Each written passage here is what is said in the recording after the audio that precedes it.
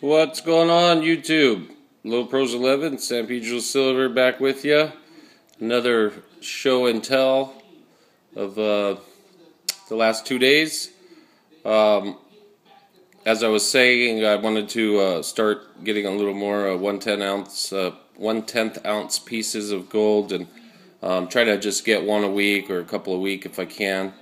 And this stuff came in yesterday, and got a couple things from the convenience store that I wanted to share with you guys and see what you think about it. So obviously that's a 2010 1/10 ounce eagle. Pretty cool. And then got a couple of four Kennedy $50 samples. You know, I usually do the NGC samples only, but you know, I'm starting to pick up on these PCGS samples as well, because obviously these are two of the most highly regarded grading companies around, and like I said, I have a gut feeling that there will be a solid market for these because of the newer type slabs they're using and the number of slabs that are out there and continuing to grow daily.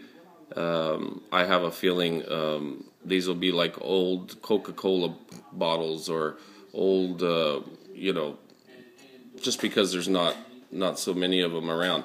But now, I don't know if this was a mistake from PCGS or if they just really didn't pay attention to this when they were making these, but something very cool. Well, what seems to be very cool is you see here it says 64, but if you look at the reverse, of course, right there is a D. So I made a little note: PCGS error, label missing D. There's no D, but this is indeed a 64 Denver. It doesn't say Denver on the label, so if it is an error, then that'll bring some more value to it. I haven't been able to really find any info, so it's hard to say, but the strange thing is I got it on two of them. This one I wrote same thing, D missing on the label.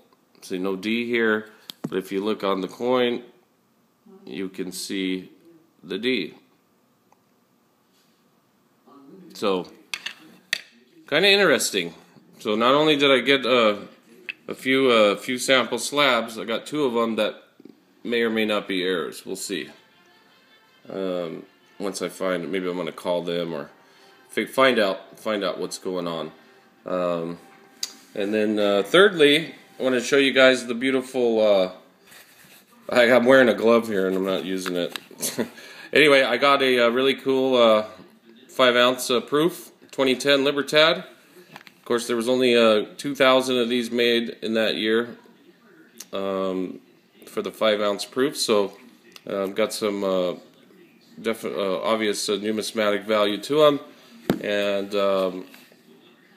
just a really nice piece. I mean, it's like mirror finish, just a beautiful sample, beautiful example. There's a little toning there, you can see that little toning. I like toning. I don't care. I actually like it, so it's all good. But just a great example. And with only 2,000 around, and I got, see, for this year, yeah, I only have one. This is my only 2010 5 ounce proof. So pretty cool. So that's the stuff that I got in yesterday. And the day before yesterday, I stopped by the convenience store and got a 1926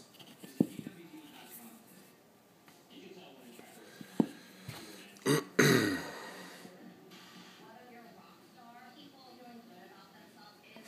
don't know if I can see anything there. Let me see.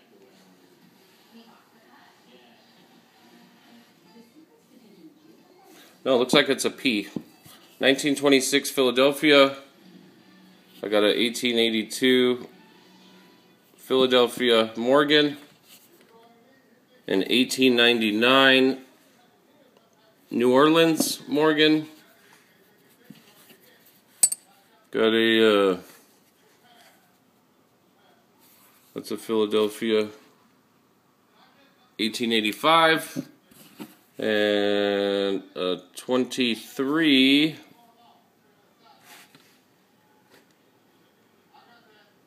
Denver. 23 Denver peace dollars. So we got 5 silver dollars, we got a couple of half dollars, and a 1935 quarter. So pretty cool, pretty cool. We obviously we he always says, you know, what do you want to give me for these? And I throw out a number, and then he kind of counters, and I was able to get all of these for $60. So I got the 8 coins.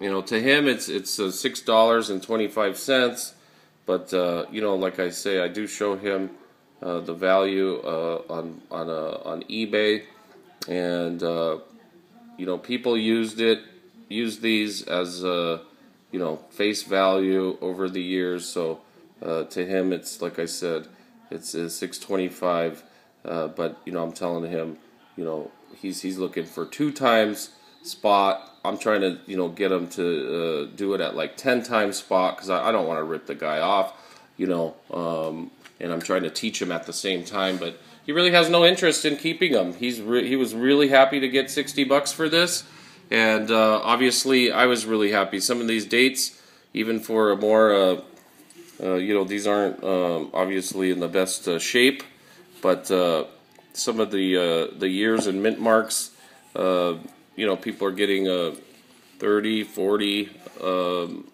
for each dollar. So it worked out obviously really good for me, and it worked out really well for the guy at the convenience store. So really cool to be able to add some more junk to my stack for $60. That was cool. And this one, I got pretty lucky. I was able to get this one for like $2.40, I believe, $2.40. And the samples, I usually pay about between like $15 and $20 for these samples. And of course, everyone knows like a 10th ouncer will cost about $190. So I'm just trying to increase my gold position a little by little every week, because like I said on the last video, I'm too lopsided. I got too much of this stuff in relation to this stuff. I don't have too much of this stuff. I don't think you can ever have too much, but I definitely need more of this. So I'm going to start getting one every week. This was from early in the week that I ordered on Monday, and actually ordered another one later in the week, an Austrian Philharmonic 1/10 ounce, and I'm waiting for that one to come in, and then I'll show you guys. So anyhow, that's about it. Thank you for watching again, and please rate, comment, and subscribe, and we'll catch you on the next video. Thanks, you guys. And gals. Can't forget the gals. Peace.